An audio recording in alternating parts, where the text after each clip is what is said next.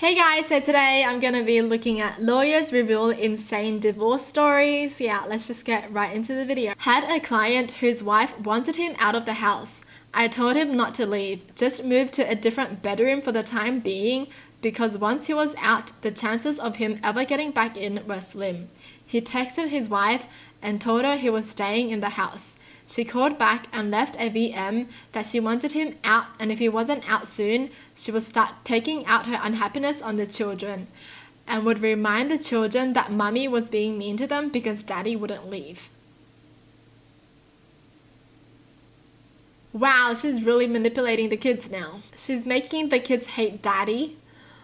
So immature. Oh, I feel bad for the kids. I don't think the kids should stay with her when they do actually get divorced. I work for a divorce attorney now, but the craziest thing came to my attention when I worked for the prosecuting attorney. This couple was breaking up and Mr. left the house.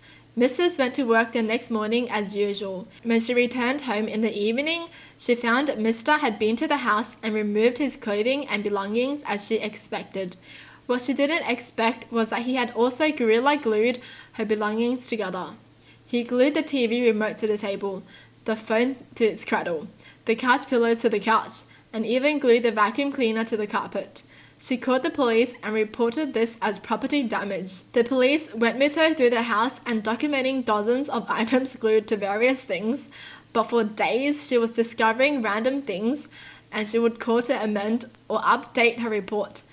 My GD oven mitts were glued to the wall, or he glued the sheets together in the closet. This is so petty. Oh my gosh, I feel like these are just gonna be so immature. Are you kidding me? You spent all that time just gluing random things. Are you kidding me? That's so funny to read though. Wow, that's so petty. This one hits close to home because it happened between my parents.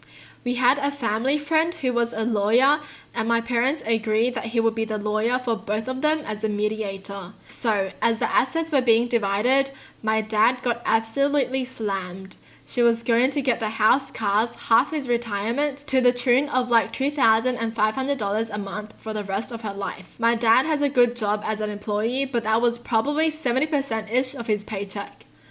Turns out that my mum and a family friend actually conspired to rip my dad off and make it seem like that's what a divorce settlement looks like, and she was going to kick back more money under the table after the dust had settled. Dad just didn't know how these things worked, so after some convincing, he finally went out and got his own lawyer. He got a very fair divorce settlement after that. Mum still to this day can't understand why we don't talk to her much. That's so dumb. Good that her kids don't talk to her anymore. I kind of feel bad for the dad because he just didn't know what was going on. I'm so glad he got his own lawyer because I could just imagine him being like, oh, okay. That's so sad. Spouse had been out of the house for weeks. She waited until he was on a business trip, came into the house, turned on all of the faucets, plugged the drains, turned off the furnace, and left. It was minus 10 degrees. He came back 5 days later. The house was ruined. The water froze and cracked the foundation. What? She did that? Well, how do you even know to do that? To ruin the house, you know. I represented a guy who was on his second marriage. His first wife passed away from cancer. He and his kids were obviously devastated. My client was a pretty sensitive guy with a big heart. His second wife could be very charming, which was why he fell for her, but it was all a facade.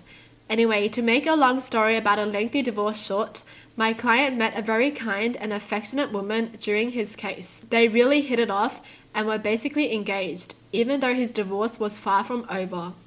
The fiancé started having health problems and was diagnosed with a form of terminal cancer.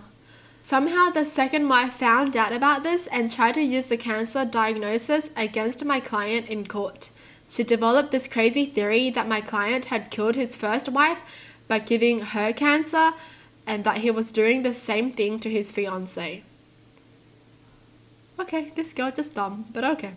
The second wife's attorney, who was quite good, refused to be a party to it. The attorney never addressed the argument in court and didn't even ask the second wife any questions about it during the testimony. Rather, the attorney informed the judge that the second wife wished to address the court directly about an issue. The judge allowed her to do so in a highly irregular move. The second wife told her crazy conspiracy theory to the judge, adding that she was certain my client had tried to give her cancer at some point as well. That's so embarrassing. If I was her lawyer, I would just facepalm and be like, oh my gosh, what is she saying? I read one where in the settlement there was a shared custody of a parrot. Neither were allowed to teach the parrot to swear at the other one. What? I kind of want a parrot now. Like, I just want to talk to it all day. Isn't it good to have a parrot if you're alone, right? So you can just talk to it, like have a conversation with it. Nice. Oh my gosh, I would teach the parrot so many things. Oh, maybe I will get a parrot. That's exciting. I was an assistant for a family law practice, not a lawyer. So it was already a disaster of a divorce because the ex-husband was a jerk. But it got so much more worse when the wife started dating someone new with a severe cat allergy like a year after they split up. Her psycho ex bought a cat on his time with the kids, except he's not allowed pets at his apartment. He sends the kids back to their mum's house with the cat and all its stuff. Mum is pissed because she didn't want a cat at all, plus her boyfriend is crazy allergic. She calls us asking what to do because the kids are bawling, saying that she can't get rid of their new sibling and she has a cat in the garage. Ex told kids, if mummy loves you, she'll let you keep the cat since daddy is not allowed cats at his house. Oh my gosh, he's like using the cat and his kids too. I never understand people who try to make their kids go against like their partner. That is such a jerk move. Did you get the cat just because of that? Well, that's it for the video. Hope you guys enjoyed. Tell me in the comments down below what your thoughts are. And as always, thanks for watching. Hope you guys liked it and I'll see you guys next time. Bye!